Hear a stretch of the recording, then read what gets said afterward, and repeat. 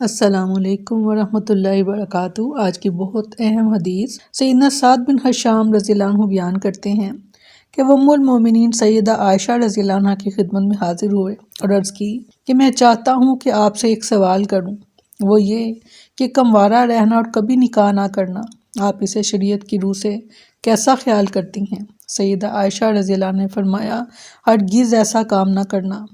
تو نے نہیں سنا جو اللہ عز و جل نے قرآن میں فرمایا، اور بلا شبہ یقیناً ہم نے کئی رسول آپ سے پہلے بھیجے اور ان کے لیے بیویاں اور بچے بنائے۔ یہ آیت پڑھ کر سیدہ عائشہ رضی اللہ عنہ نے فرمایا، ایسا تو ہرگز تبتل اختیار نہ کرنا۔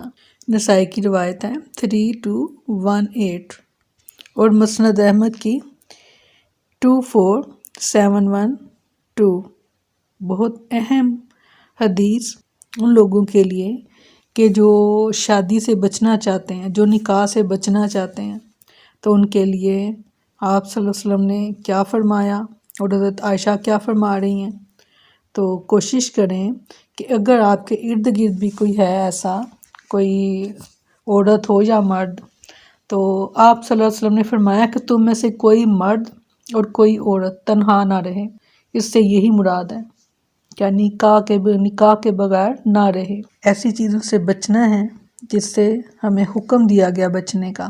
آپ صلی اللہ علیہ وسلم نے فرمایا کہ وہ ہم میں سے نہیں کہ جو میری سنت کی پیروی نہ کرے۔ فرمایا کہ میں نکاح بھی کرتا ہوں، تو اگر آپ ایک بھی سنت کو چھوڑ دیں تو فرمایا وہ ہم میں سے نہیں، یعنی ہم میں سے نہیں، یعنی وہ مسلمان نہیں، یا وہ امت محمدیہ میں سے نہیں۔